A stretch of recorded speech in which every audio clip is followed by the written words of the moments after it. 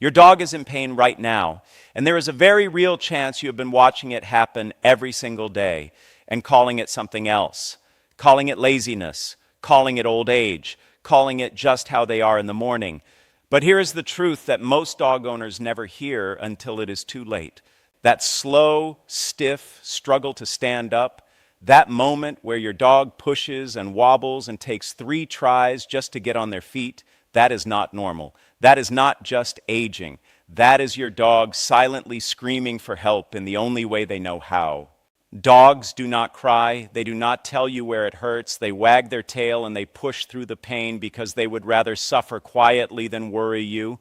And that loyalty, that beautiful, heartbreaking loyalty, is exactly what makes this so dangerous. Stay with me because in the next 15 minutes you are going to learn exactly what is happening inside your dog's body right now, why it gets dramatically worse every single day you wait, and what you can do tonight, not next week, not after the vet appointment, tonight to start turning this around completely. The other night my house finally went quiet. The TV was off. The lights were dimmed. The long, stressful day was completely behind me. I sank into my favorite spot on the couch, and right on cue, I heard that familiar click, click, click of little paws walking across the floor. My dog walked right up, rested their chin on my knee, and looked up at me with those big, beautiful, soulful eyes. And in that moment, I realized something. Every single one of us who loves a dog lives for that exact quiet moment. The entire world outside just completely fades away. It is just you and your best friend. But that night, I also noticed something that stopped my heart a little. When my dog tried to get up from the floor to come to me, they struggled, they pushed, they wobbled. They tried twice before they made it to their feet, and I thought, how many times have I seen that, and just smiled and moved on? That thought is what this video is about. According to the Arthritis Foundation, over 80% of dogs over the age of 8 are living with some form of joint disease or chronic pain right now. 80%. That means if you have a senior dog sitting next to you while you watch this, the odds are already stacked heavily against them. But here is what makes this even more alarming. By the time a dog visibly shows signs of joint pain, the struggling to stand, the slow, careful movement, the reluctance to jump or climb, the damage inside their joints has already been building for months, sometimes for over a year, silently, invisibly. While you went about your day thinking everything was fine, you did not cause this. And you are not a bad owner for not catching it sooner. Dogs are hardwired over thousands of years of evolution to hide weakness and push through pain. They do it because they love you and they do not want you to worry, but now you are here and now you know, and that changes everything. By the end of this video, you are going to know exactly how to read every sign your dog is giving you, understand what is happening inside their body, and take real, meaningful action tonight that your dog will actually feel by morning. Your dog cannot speak up for themselves, but after today, you can speak up for them. Sign number 1 is what I call the 3-try stand. You have almost certainly seen this and brushed it off without a second thought. Your dog lies down, and when it is time to get up, they do not just spring to their feet the way they used to. They push up with their front legs first, pause, wobble, maybe drop back down, and then try again. Sometimes they make a quiet grunt. Sometimes they are completely silent and just keep pushing. This specific movement pattern is one of the earliest and most reliable signs of hip and joint inflammation. When the cartilage inside a joint starts breaking down, the bones begin grinding against each other with every movement. That first push-up from the ground, the moment where their entire body weight transfers through those joints all at once, is genuinely painful. They are not being lazy. They are not being dramatic. They are managing real physical pain with every single attempt to stand up. Think about the last time you watched your dog do this. Maybe you smiled and called them a sleepyhead. Maybe you even thought it was a little cute. Now imagine they were doing it because their hips felt like broken glass pressing together. That changes the picture completely, does it not? Tonight, watch your dog stand up 3 separate times. Count how many attempts it takes. If it is consistently more than 1 try, or if you notice any leg shaking, any hesitation, or any small sound during the process, write it down. That observation is going to matter. Sign number 2 is morning stiffness that takes too long to shake off. Every dog is a little slow first thing in the morning. That part is normal, but there is a very clear and specific line between normal sleepy stretching and joint-related stiffness. And most owners never learn where that line actually is. A healthy dog might be slow for 30 to 60 seconds after waking. They stretch, they shake themselves off, and within a minute, they are moving completely normally. A dog with developing joint inflammation will stay stiff and move carefully for 5, 10, sometimes 15 minutes or more after getting up. You will notice they walk in a slightly hunched posture. Their back legs will move together more stiffly, almost like they are guarding something. They may stand at the top of the back steps and refuse to go down, just looking at you and waiting. A woman named Sarah noticed this exact pattern with her 7-year-old Labrador, Hank.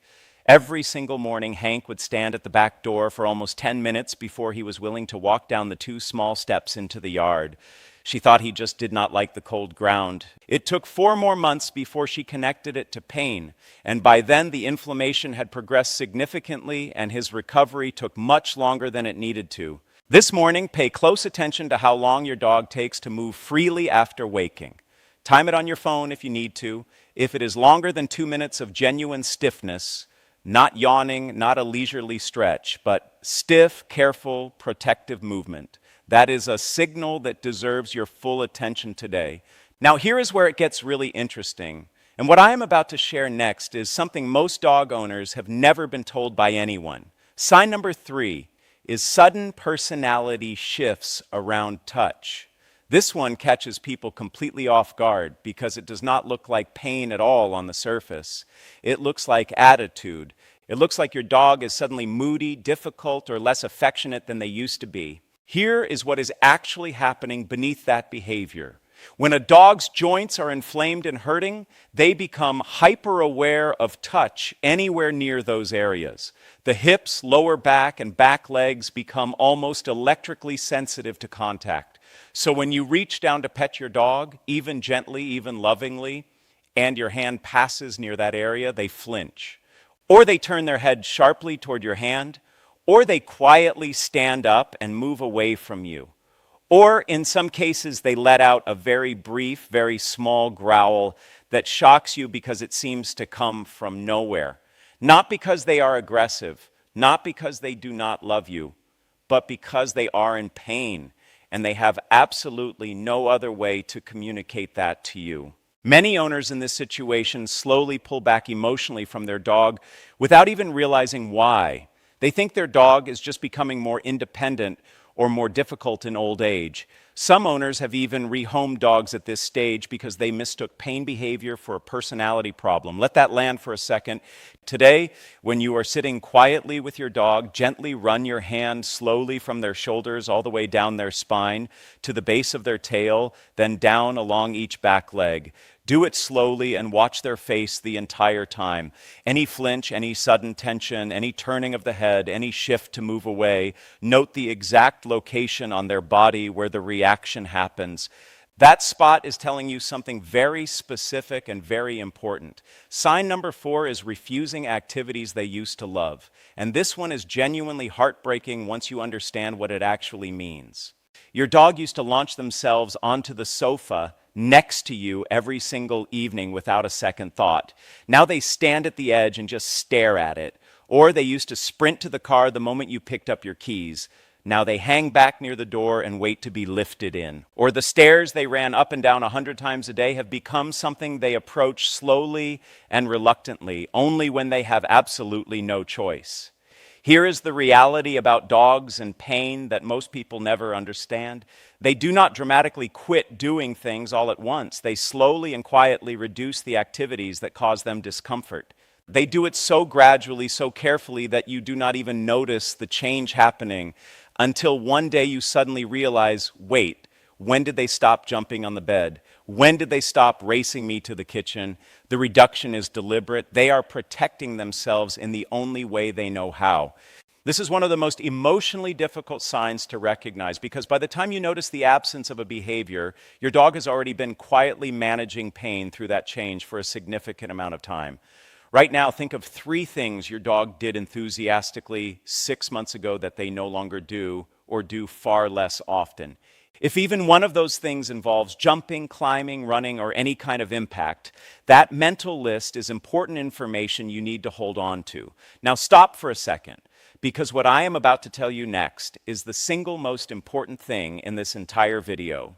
And it is the piece of information that changes everything most people believe about this problem. Most joint pain in dogs is not caused by age. It is caused by inflammation. And inflammation is something you can actually influence and reduce starting tonight.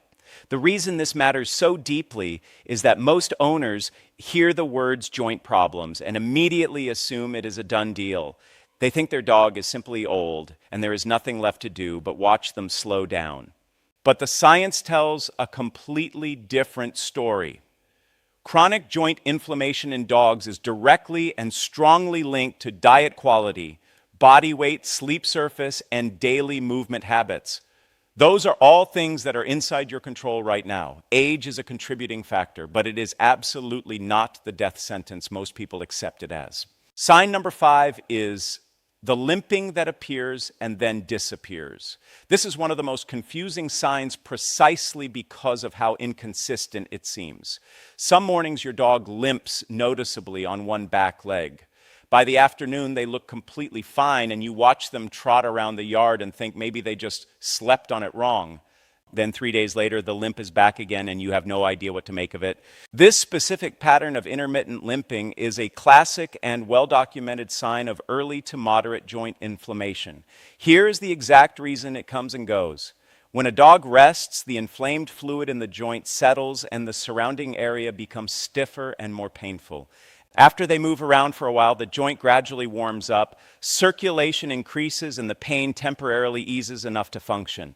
That is precisely why your dog can limp at 7 in the morning and look completely normal by noon. The pain has not gone anywhere. The joint has just temporarily warmed up enough to mask it.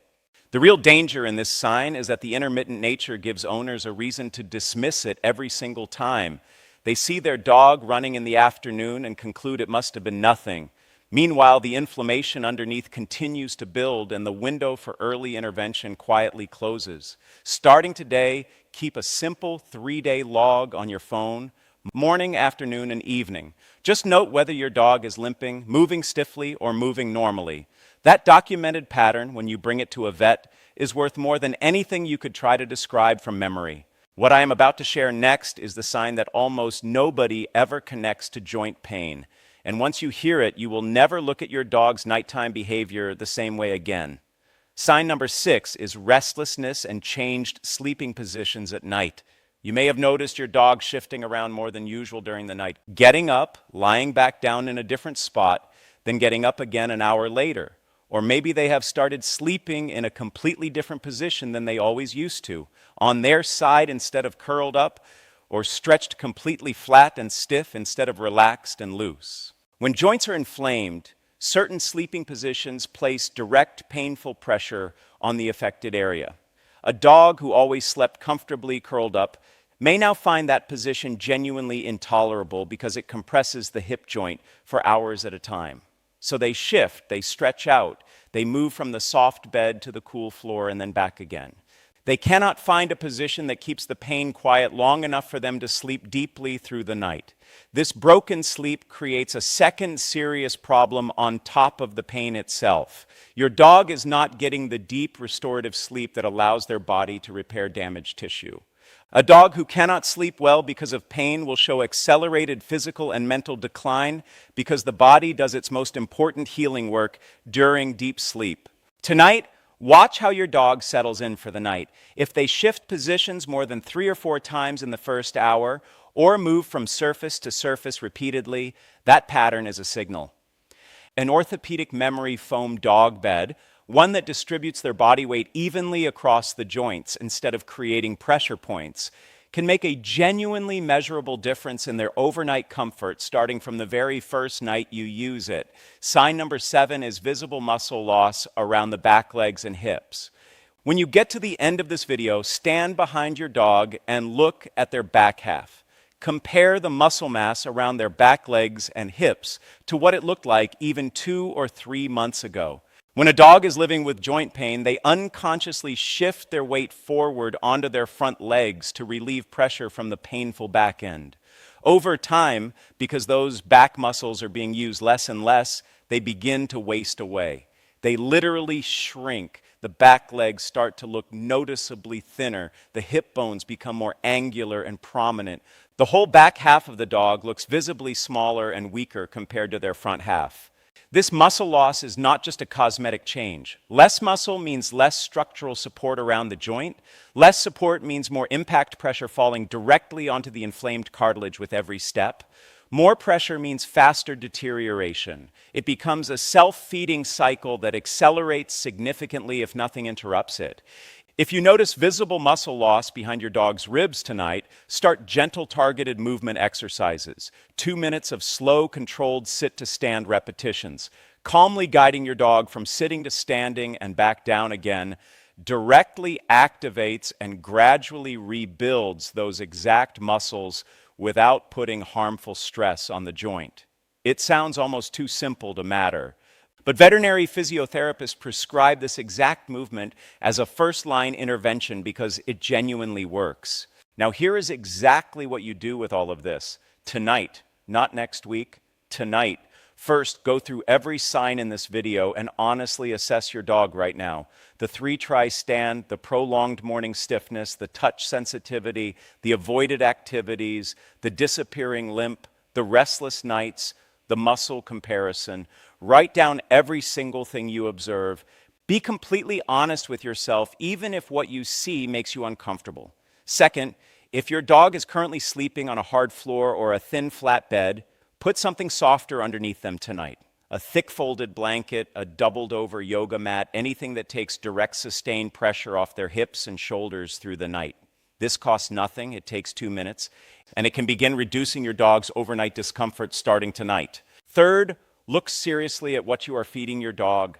Highly processed dog foods packed with grains, fillers, and artificial ingredients actively promote systemic inflammation throughout the body, including the joints.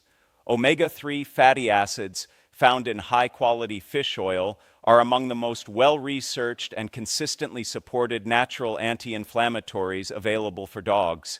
Adding a small appropriate amount of fish oil to your dog's food tonight will not fix everything overnight, but it is a real, evidence-based, immediate step in the right direction. Fourth, call your vet this week, not next month, this week. Bring your written observations, bring your 3-day movement log. The earlier a veterinarian can assess what is happening, the more treatment options remain available and the better the outcome will be. Early intervention does not just slow joint disease, it changes the entire trajectory of your dog's quality of life. Let me tell you about a dog named Bella. Bella was a 9-year-old golden retriever whose owner, a man named James, had been noticing she was slow to get up for nearly 8 months. He told himself she was just getting older. He told himself she was still eating well, still wagging her tail, still lighting up when he walked through the door every evening. And she was all of those things because that is what dogs do. They show you love and joy even when they are quietly hurting inside. One evening, James sat down on the floor next to Bella, something he had not done in a long time because life had gotten busy the way it always does. And he ran his hand slowly along her back, the way he used to do when she was just a puppy. And Bella flinched hard. She turned and looked at him with eyes that James later described as desperate, like she had been waiting for a very long time for someone to finally notice. He took her to the vet the next morning. The x-rays showed significant joint deterioration in both hips.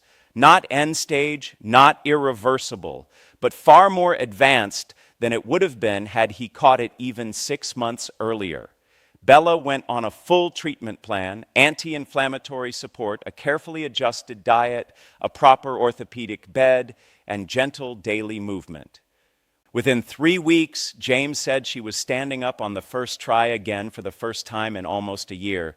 He cried when he described that moment, not because the story ended badly, but because all he could think about were those mornings, all those mornings she had struggled and wobbled and tried again, and he had been right there watching and not knowing what he was actually seeing. You are not James before that moment on the floor. You are James after it. because you are here and now you know. Drop a comment right now and tell me, how does your dog get up in the morning? I want to read every single one. Now you know what most dog owners never figure out until the window for easy intervention has already passed. You know that the 3-try stand is not laziness, it is a pain signal. You know that morning stiffness lasting longer than 2 minutes is a warning your dog is trying to give you. You know that flinching at touch, avoiding jumps, disappearing limps, restless nights, and shrinking back leg muscles are all your dog communicating the exact same thing through different channels. And most importantly, you now know that joint pain is driven by inflammation.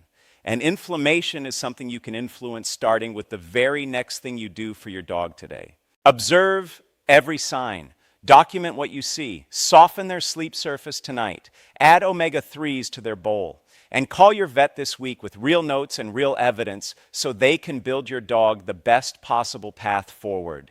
Here's the bonus tip I saved specifically for the end. Before any walk or exercise session, spend just 2 minutes doing gentle warm-up massage along your dog's spine and down both back legs. Cold, stiff muscles moving suddenly on already inflamed joints is one of the most common triggers for acute pain flare-ups in dogs with joint problems. 2 minutes of gentle pre-movement warm-up can prevent that entirely. Your hands are one of the most powerful healing tools your dog has access to, and they come completely free. Your dog has given you everything they have every single day of their life without exception. Now you have the knowledge and the tools to give something genuinely powerful back. Thank you for loving your dog enough to spend this time learning how to protect them. That already makes you one of the good ones. Here's my question for the comments, and I genuinely want to read every answer. What is one activity your dog used to do easily that you have noticed them doing less or more slowly lately? Write it below. You might be surprised how many people watching this are going through the exact same thing right now. If this video meant something to you, you are going to want to watch my next one. It covers the single ingredient hiding inside most popular dog food brands that directly feeds joint inflammation every single day, and the simple swap that can start reducing it within just a few days of making the change. Your dog is lucky to have someone who looks for answers instead of looking away. Take care of them tonight.